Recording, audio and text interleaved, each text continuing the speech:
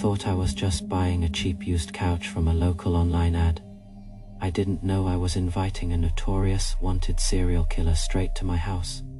A psychopath who had been stalking his victims through classified ads.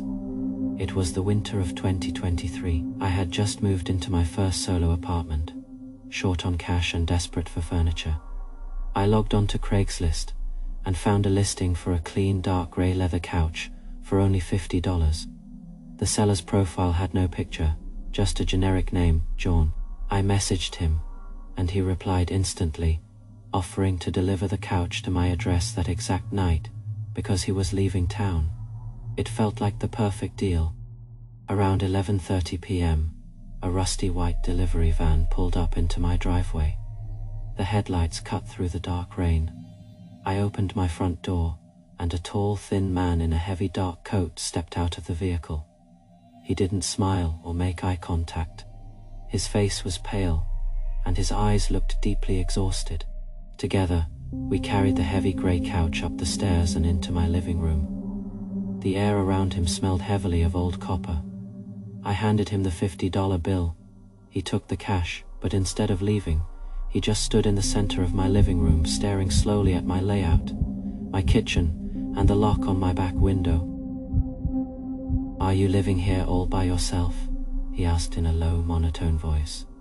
A cold surge of adrenaline hit me. I immediately lied, telling him my brother was a police officer and was moving in tomorrow morning. He didn't respond to my lie. He just turned around slowly, walked out the front door, and drove away in his white van without turning his headlights on.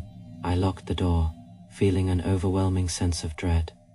I tried to calm down, telling myself he was just a weird stranger. I sat on my new couch and began wiping down the leather cushions with disinfectant. That's when my hand hit a small gap between the back cushions.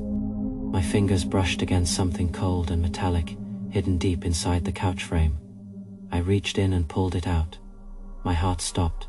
It was a heavy, rusted pair of handcuffs and a roll of heavy black duct tape. Panic completely paralyzed me. Why would someone leave restraints hidden inside a couch they sold for $50?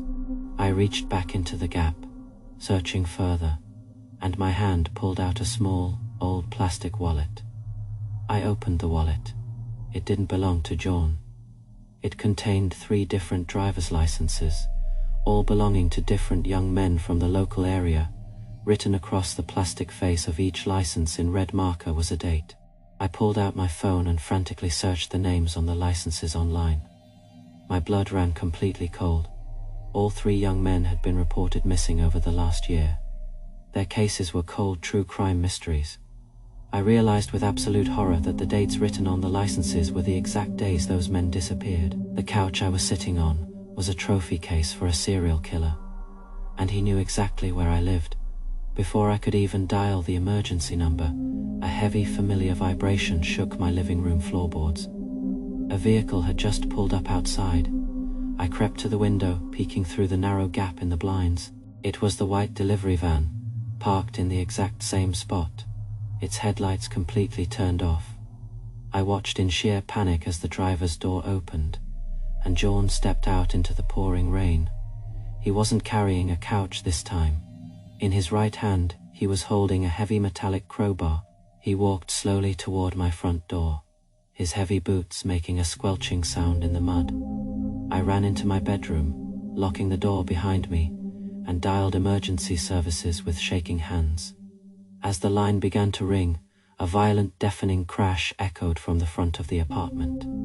He was breaking the door down. I whispered my address to the dispatcher, my voice cracking with pure terror. Through the thin bedroom wall, I could hear his heavy boots walking slowly across the living room floor, heading straight toward my position. He stopped right outside my bedroom door. The doorknob slowly began to turn downward. I held my breath, clutching a heavy desk lamp as my only weapon, praying the police would arrive in time. Suddenly, the loud, wailing sound of police sirens echoed from the street outside. Tires screeched violently on the wet asphalt. Through the bedroom window, I saw red and blue lights flashing against the walls. I heard heavy footsteps running into the apartment, and officers shouting commands. The person outside my bedroom door bolted toward the back window, smashing the glass to escape into the dark woods. The police searched the woods but lost his trail in the heavy rain. When they investigated the hidden compartment in the couch, the lead detective went completely pale. They found a fourth license ready with a new date. That couch was destroyed, and I moved across the country the next week. The Craigslist killer was never caught, and he still has my info.